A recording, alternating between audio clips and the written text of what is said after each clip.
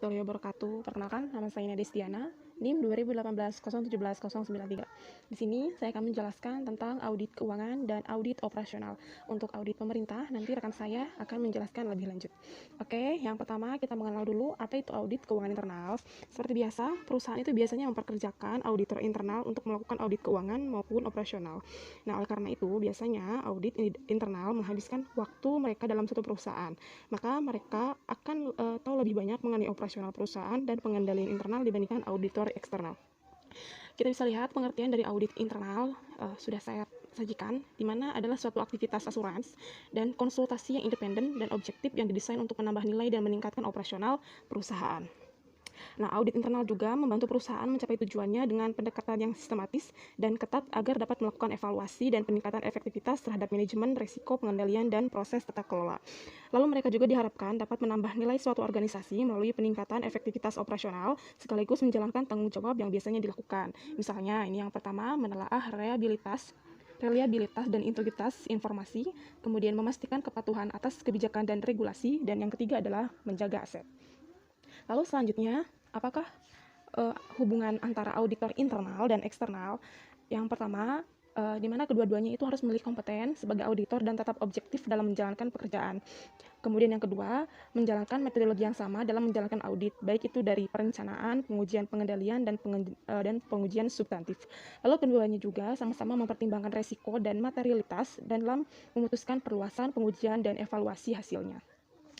Lalu ada yang kedua yaitu audit operasional. Nah, audit operasional ialah yang berhubungan dengan efisiensi dan efektivitas organisasi. Nah, istilah audit operasional digunakan selama tujuan pengujian yang dilakukan adalah untuk menentukan efektivitas dan efisiensi dari unit-unit organisasi. Lalu pengujian efektivitas pengendali internal oleh auditor internal dapat dianggap sebagai bagian dari audit operasional. Jika tujuannya adalah untuk membantu perusahaan mengoperasikan secara lebih efektif dan efisien. Lalu audit operasional juga bisa bertujuan untuk menentukan apakah suatu perusahaan memiliki personel yang memadai dalam lini perakitan. Jika tujuannya untuk menentukan efektivitas dan efisiensi perusahaan dalam memproduksi perusahaan. Itu pengertian dari audit operasional. Lalu perbedaan dari antara audit operasional dan audit keuangan itu ada 3 poin yang mendasar, di mana dari tujuan, distribusi laporan, dan area non-keuangan.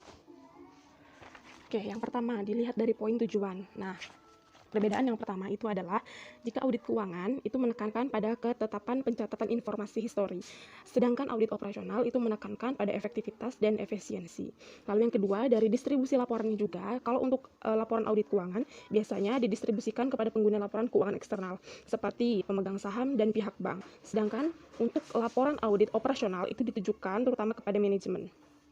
Lalu ada area non keuangan. Nah, audit keuangan itu terbatas hanya pada hal-hal yang langsung mempengaruhi kewajaran laporan keuangan. Sedangkan untuk audit operasional meliputi aspek efektivitas dan efisiensi dalam organisasi. Kemudian yang kedua ada jenis audit operasional.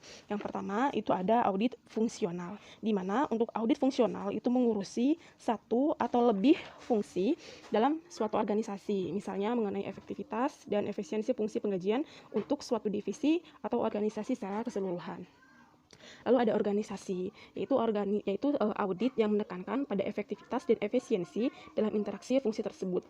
Rencana organisasi dan metode untuk koordinasi aktivitas merupakan hal yang penting dalam audit ini. Lalu ada penugasan khusus yang terakhir.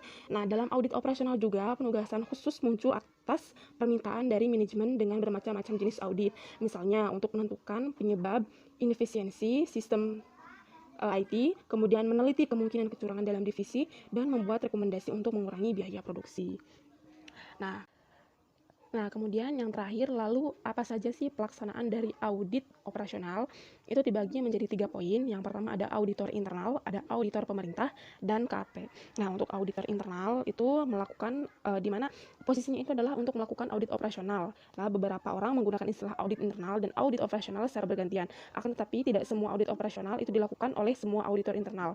Atau hanya auditor internal yang melakukan audit operasional. Banyak sekali departemen audit internal yang melakukan kedua-duanya juga.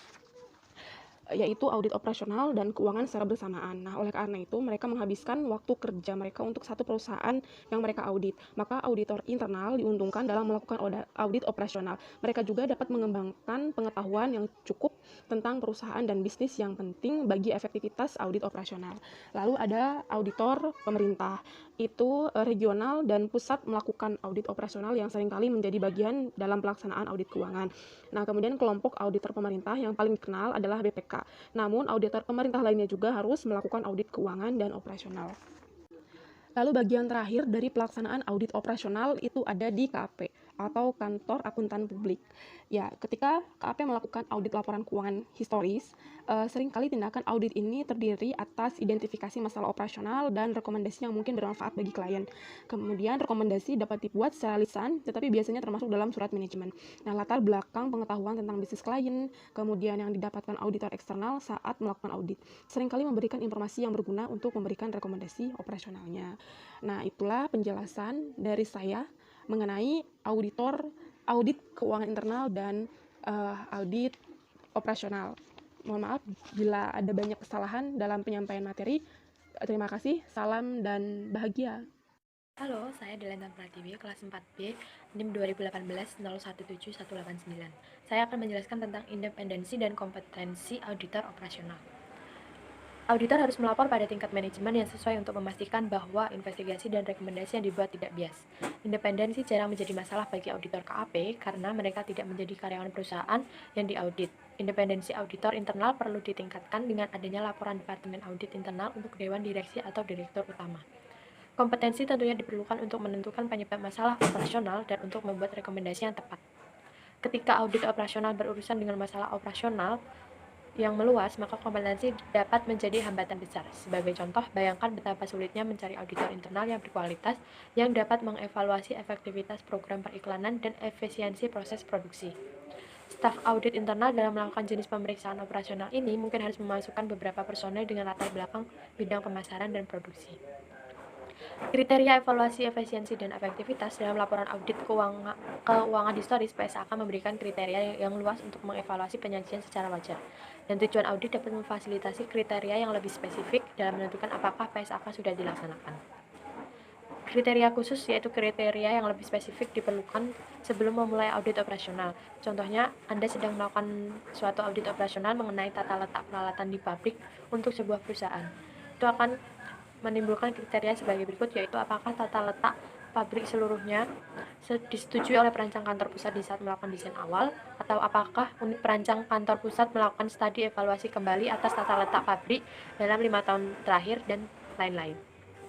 Untuk sumber kriteria itu dari kinerja historis, yaitu kriteria dapat ditetapkan berdasarkan hasil aktual dari periode sebelumnya. Yang kedua ada pembandingan, entitas di dalam atau di luar organisasi klien mungkin akan sama bila hasil operasinya digunakan sebagai kriteria. Yang ketiga, standar rekayasa produksi. Dalam beberapa penugasan dimungkinkan untuk mengembangkan kriteria berdasarkan standar rekayasa produksi. Yang terakhir yaitu diskusi dan kesepakatan. Kadang-kadang kriteria objektif sulit atau mahal untuk diperoleh, sehingga paling baik dikembangkan melalui diskusi dan kesepakatan.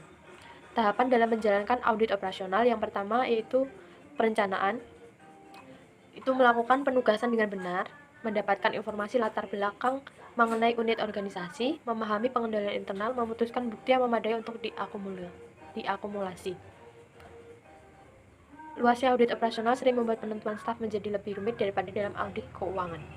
Hal ini terjadi bukan karena bidang yang berbeda, misalnya pengendalian produksi dan periklanan, tetapi tujuan untuk bidang tersebut sering memerlukan keahlian teknik khusus. Misalnya, auditor mungkin membutuhkan latar belakang teknis untuk mengevaluasi kinerja pada sebuah proyek konstruksi besar. Yang kedua adalah akumulasi bukti dan evaluasi. Pengendalian internal dan prosedur operasi merupakan bagian penting dari audit operasional. Maka biasanya dilakukan dokumentasi, penyelidikan atas klien, prosedur analitis, dan observasi secara ekstensif. Konfirmasi, pencapaian kinerja kembali, dan perhitungan kembali tidak digunakan secara luas dalam audit operasional dibandingkan pada audit keuangan karena tujuan keberadaan dan akurasi tidak relevan dengan kebanyakan audit operasional. Untuk mengilustrasikan akumulasi bukti dalam audit operasional, sebagai contoh suatu lembaga yang mengevaluasi keamanan tangga berjalan di sebuah kota, asumsikan bahwa semua pihak setuju bahwa tujuannya adalah untuk menentukan apakah seorang pengawas membuat pemeriksaan tahunan secara memadai untuk seluruh tangga berjalan di kota tersebut. Yang berikutnya itu ada pelaporan serta tindak lanjut. Dalam audit operasional, laporan biasanya dikirimkan hanya kepada manajemen dengan tembusan kepada unit yang diaudit. Pengguna pihak ketiga tidak memerlukan susunan kata-kata baku untuk pembuatan laporan audit operasional. Banyaknya jenis audit operasional memerlukan laporan yang berbeda-beda untuk mencakup ruang lingkup audit, temuan, dan rekomendasi. Auditor operasional sering menghabiskan waktu untuk mengkomunikasikan temuan dan rekomendasi audit secara jelas.